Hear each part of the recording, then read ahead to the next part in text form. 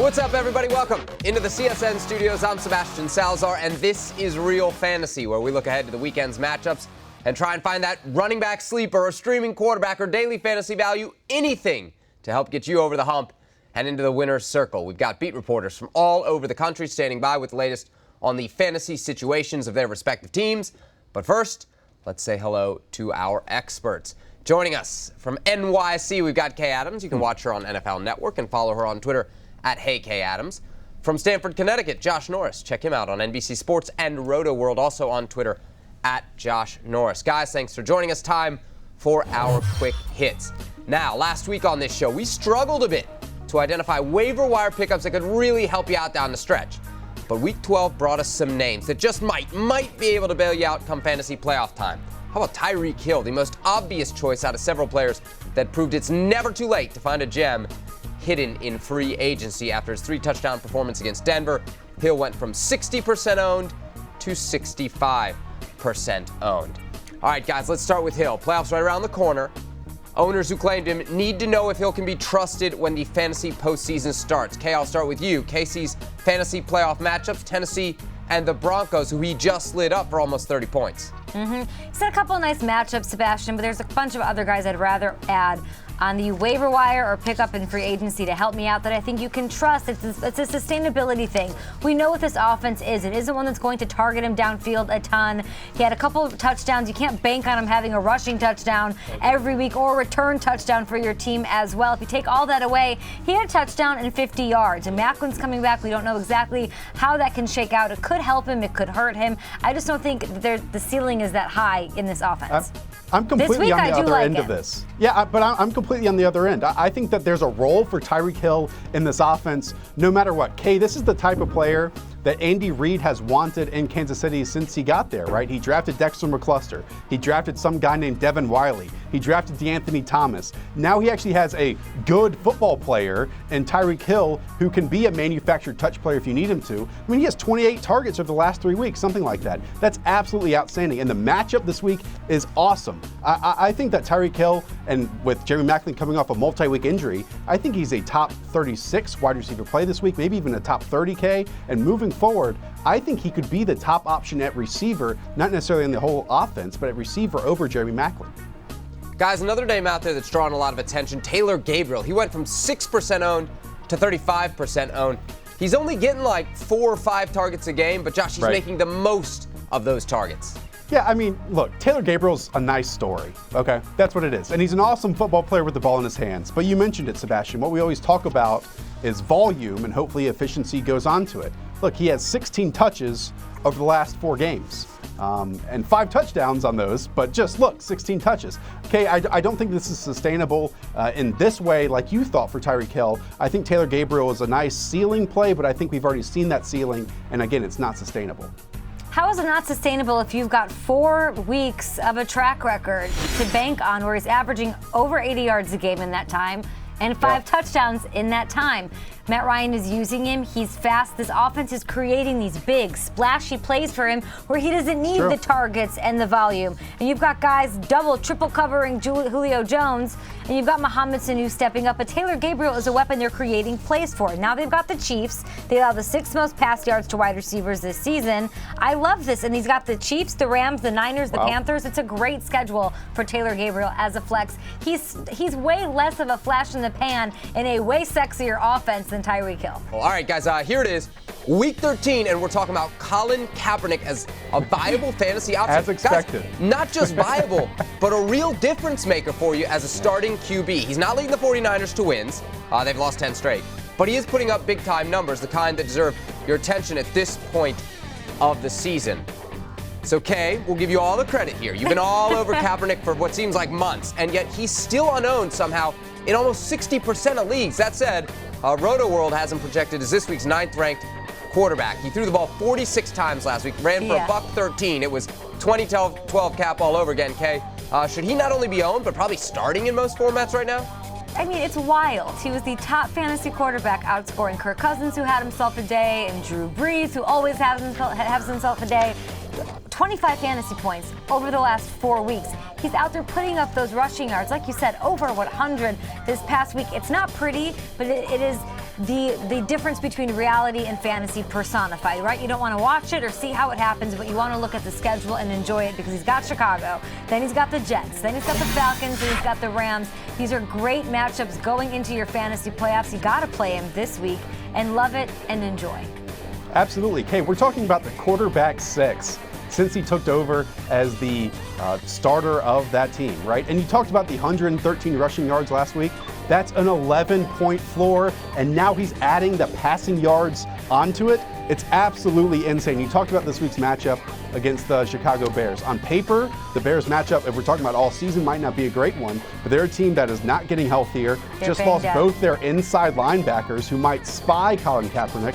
Okay, I'm playing him this week over Matthew Stafford, easy call. And I'll take you a step further. I'm taking him over Ben Roethlisberger. I'm taking him over Matt Ryan. I think Colin Kaepernick is a top 5, maybe even top 3 play this week. So even though, Kay, you've been talking about him for weeks, I'll trump you here and go one ahead and say Colin Kaepernick's a top 3 play at quarterback this week. I think you can start him over Stafford, even though he's a nice matchup against New Orleans. I'm not starting him over Matt Ryan against KC and Big Ben against the Giants. Tough matchup for Big Ben, but still, I could not physically remove them and put in Kaepernick. But he's a top 10 option, of course. I gotta say, if anybody needs a proof of performance on this show, the fact that Kay was on Kaepernick a month ago, all we need to show him. All right, as we head towards the fantasy playoffs, it's time to look at some big-name guys who may be trending in the wrong direction. Our producer here on Real Fantasy, who makes the show all about his team, Mark Zaner, is worried about his tight end, Greg Olsen. Olsen hasn't caught a touchdown pass since week 9 and has a combined 18 fantasy points in his last 3 games. So I turn to our resident Panthers fan, Josh Norris. Josh, Olsen hasn't gone over 52 receiving yards in any of his last 5 games. And there's been some tasty matchups in there, too. So on a scale of 1 to 10, how worried should Greg Olsen owners be right now? Yeah, and don't worry, I hear about it from Mark every single week. Look, Greg Olsen on paper, the last 2 times he's played the Seattle Seahawks, has absolutely dominated them, right? Last year during the regular season, over 100 yards and a touchdown. In the playoffs, over 70 yards and a touchdown. Again, this Seattle defense, Kay, even though the back 7 has been really popular and well-known, they don't do a great job covering tight ends. But then you have to look at this Panthers offense. Their right guard's playing right tackle. Their left tackle is now their right tackle is now their left tackle. They're out top 2 centers. I don't think they'll be able to throw it down the field and have long developing plays, which is where Greg Olsen shines and the rest of this offense shines. All right, Kay, you are a resident quarterback whisperer, so who's got you concerned as we head to the playoffs? Bash, I love that nickname. Thanks so much. The other quarterback that I called nice and early, and it's Marcus Mariota, who, I mean, he has multiple touchdowns, and I think each of the past, 5 weeks? 8 straight weeks. 8 straight weeks with multiple touchdowns. He hasn't turned the ball over since week 9, but he's got a bye this week, so he's no good to you in week 13, and then he's hosting Denver, no bueno, and then he's got to go to Kansas City. Arrowhead, never a fun place to play. I'm a little bit worried about him. I like Kaepernick over Mariota in both of those weeks, actually the entire way going forward. I'm a little worried about DeMarco Murray there as well, struggling a bit with that injury. This offense, I think, is going to take a little bit of a dip after what has been a very impressive stretch. Covered a lot of ground there. Good stuff, great work, but don't go far. We'll take some fantasy questions live on Facebook in just a moment here on the show. But time now to spin around the NFL, and we start with the Titans, who are on their bye this week, which means DeMarco Murray owners have a lot of time to sweat the fact that Derrick Henry outproduced Murray Sunday in Chicago. Chris Harris of WSMV in Nashville tries to ease some of those worries to start this week's Cheat Sheet. Will Derrick Henry start stealing some of DeMarco Murray's value? Doubtful. However, for the second straight week, the Tennessee Titans failed to pick up short yardage in a critical situation. Both weeks, the Titans ran DeMarco Murray on those plays. Now, Mike Mularkey said this week, the coaches are discussing whether to use Derrick Henry in some of those short yardage instances going forward. Now, will those instances be at the goal line? That remains to be seen. For now, though, DeMarco Murray continues to be the workhorse. I'm going to need to see more than 1 week of production from Henry before thinking otherwise. All right, let's go from Nashville to Miami. And in a fantasy world gone seemingly mad last week, Jay Ajayi was one of the few constants. However, Ajayi owners may want to listen up because Adam Cooperstein of NBC6 in South Florida is a little fearful about what's coming up on the Dolphins' schedule. Well, this week against Baltimore is absolutely a concern for Ajayi owners. Baltimore's #1 in the NFL in rush defense. He struggled last week against San Francisco, and hey, they were last in that category. But part of the reason for that, the Dolphins are missing 3 of their best offensive linemen, and at least one of them, Pro Bowler Mike Pouncey, he's going to be out this week too. So you can expect Baltimore, just like San Fran, loading the box. They're going to force Miami to throw the football. If you have Ajayi, you have to hope he maybe gets involved in the passing game more, maybe scores a goal line touchdown. But then even the following week, Arizona has a top 10 run defense too, so don't expect those huge numbers that we saw a few weeks ago from Jay Ajayi. All right, next up, we head to Facebook to tackle your questions. Kay Adams and Josh Norris, our version of a loaded backfield, will give you the edge to win your matchup here in Week 13. And Drew Brees is always a safe bet in daily or season-long leagues. But what about Brandon Cooks? He's becoming a forgotten man in New Orleans. Josh weighs in on the Saints' offense when Real Fantasy continues here on CSN.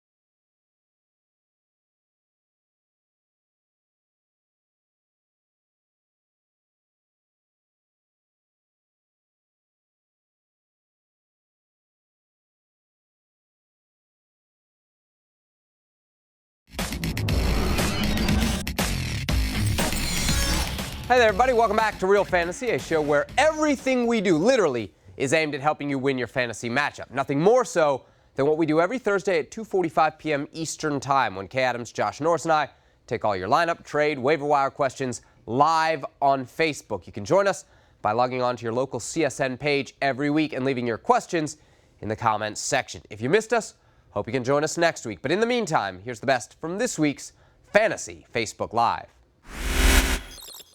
Jordan Reed, who's a bit banged up, not looking like he's going to go this weekend. And then Rob Gronkowski, we just found out he's going to have back surgery. So, guys, we need help at tight end. Kay, where can we turn?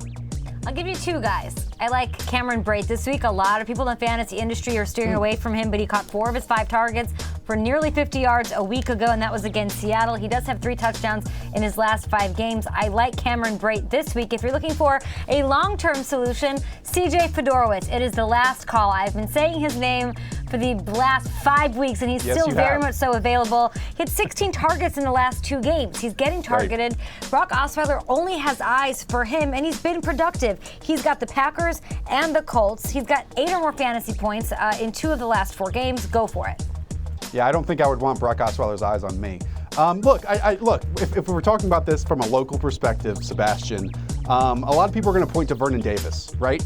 And it makes sense because Jordan Reed most likely is not going to play, and Vernon Davis is on the field for 90% of the time when Jordan Reed's sidelined.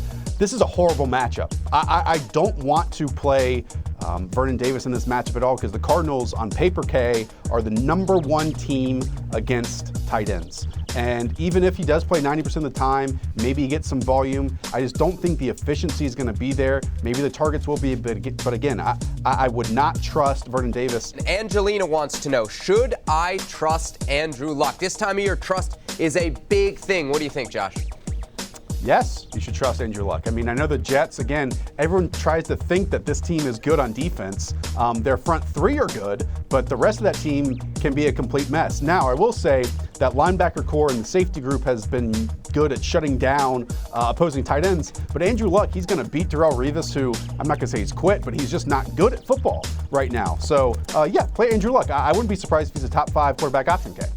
Yeah, I think Andrew Luck is a savvy play if he's out there. Sure, he might get hit a couple of times. He does have a problem with interceptions. We all know that. But the sheer volume of having to keep up. I know the Jets aren't anything to be excited about on offense, but they're going to put up some points with that Colts defense. So that's always the benefit to a fantasy owner.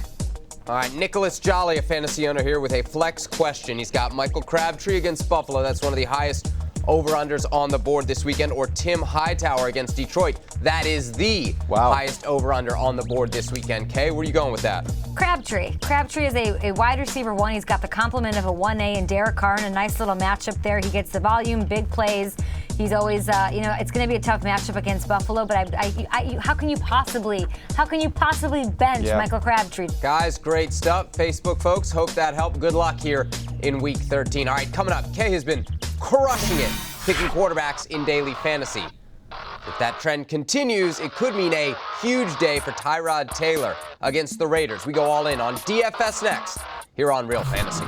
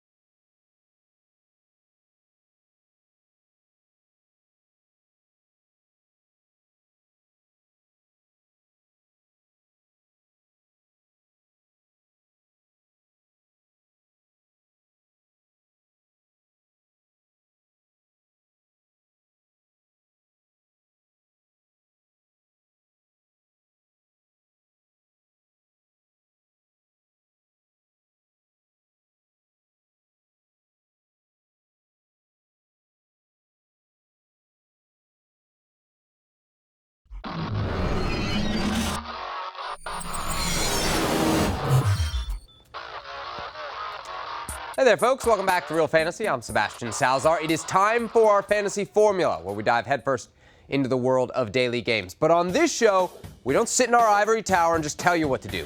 We put it all on the line in our own competition, where this past week, things took another interesting turn. It was the closest weekly competition we've had all season. In fact, We had to do a recount, but after double and then triple checking the scores, Josh Norris beat Kay Adams by 0.2 of a point, the equivalent of 2 receiving or rushing yards.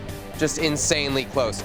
Yours truly was insanely not close, but now Kay, Josh, and I all have 4 wins on the year with just 3 weeks left to go. All right, Josh, you get the win, but I'm sure all of our viewers have some sympathy for poor Kay, who lost by less than half a point, because we've all been there, Josh. We've all been there. It doesn't matter if it's 0.2 points or 20 points. You know, the W stands here. And I'll say this, Kay, one of us played Michael Thomas last week. The difference might have been Michael Thomas, so one of us maybe likes him a little bit more than the other one. I'm just saying. I'm not fighting with you over can't guard Mike. He knows who loves him more. All right, guys, let's take a look at Josh's team from this week. Not only did he go with his man crush Michael Thomas, but he picked Kay's favorite player too. I see what you're doing. A little cerebral warfare here. So you take C.J. Fedorowicz, Brandon Cooks, and Golden Tate round out his receivers. David Johnson and Jordan Howard are in the Norris backfield. Meanwhile, Kay, she's got Fedorowicz as well. Of course, Odell Beckham and Mike Evans, where she's spending her salary cap.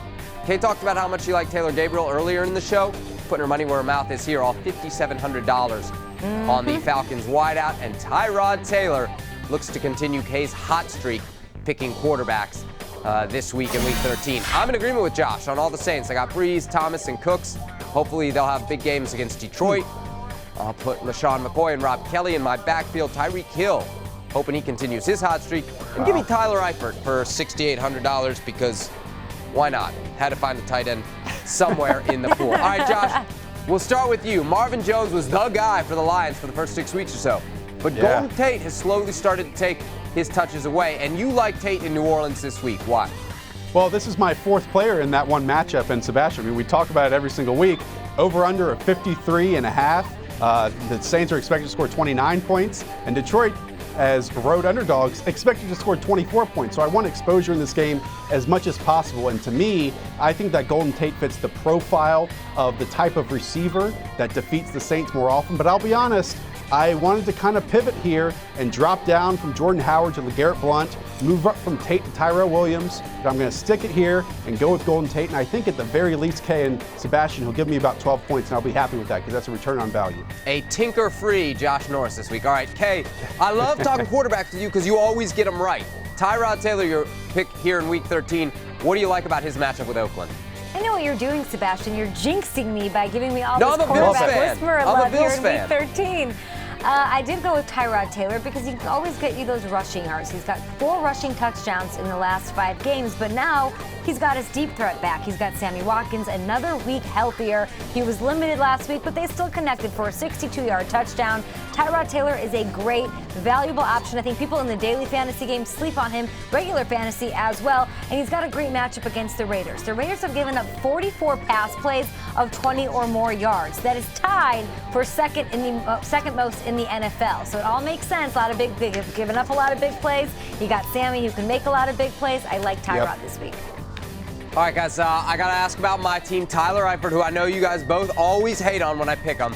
No A.J. Green, no Gio Bernard in Cincinnati. I'm loving the 11 targets that Eifert got last week.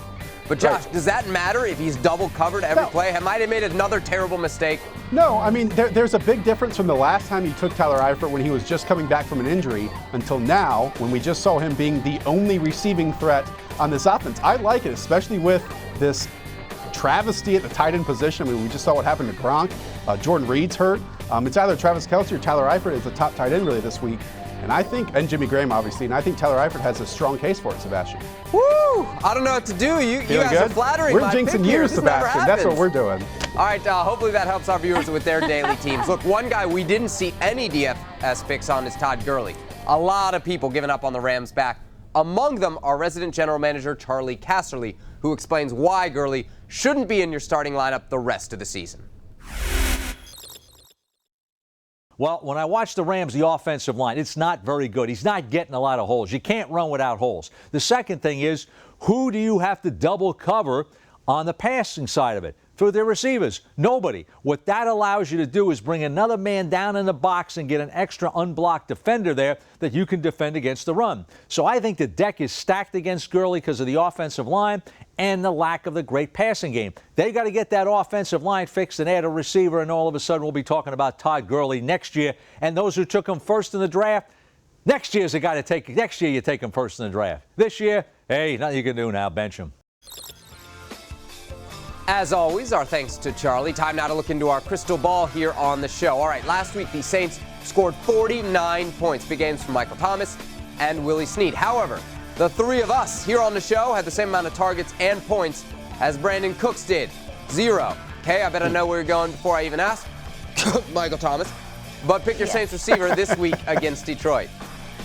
It's Michael Thomas. Can't guard Mike. I like his swag. I like the fact that he has 7 touchdowns, more than any rookie. And I like the fact that he reinforces that I was right about him going into this season. He's aggressive. I said it. I think he might be the best raw talent Drew Brees has ever worked with at the wideout spot. And he's a rookie. He skipped that awkward high school phase and went right into being a lights-out playmaker. He's got the raw talent and the swag. Love Michael Thomas. Yeah, one of the 3 people on this show had Michael Thomas as the 14th overall prospect on their draft board last spring. I think that was me. I have a new acronym for everyone, EBCF. Everyone but Kobe Fleener. That's what I like about the Saints offense. So if it's Willie Snead, Brandon Cooks, Michael Thomas, I'll take them all in this game against the Lions. That was cute, Josh. EBCF. Letters to live by here on the show. All right, looking at the streaming defense option, guys, not a lot stand out in Week 13. Josh, what are you thinking? Bail us out here. Well, let me look at this schedule. Who is playing Brock Osweiler this week? Oh, okay, the Green Bay Packers. Enough said. I think they get some pressure, some turnovers, some sacks. That's all you need against the worst starting quarterback in the NFL and Brock Osweiler. Let's go with the Packers as a streaming defense this week. And they look like a different defense. They were allowing close to 40 points a game in the 4 weeks prior to last week's matchup. They looked much improved there in Green Bay. I'm going to go with the Chargers. Casey Hayward, wow, incredible what he has done in the place of Jason Verrett there, who's missing Jameis Winston. He's been on fire. That's great, but he's also been sacked 23 times, so I think it's a good stream. Josh, Kay, guys, great stuff. Thanks for joining us. That's it for us here on Real Fantasy. Don't forget, if you want your lineup questions answered on this show, you have to join us via Facebook next Thursday, 2:45 in the afternoon, and we'll get you all set for the upcoming weekend. For Kay Adams and Josh Norris, I'm Sebastian Salazar. Thanks for watching, and good luck here in Week 13.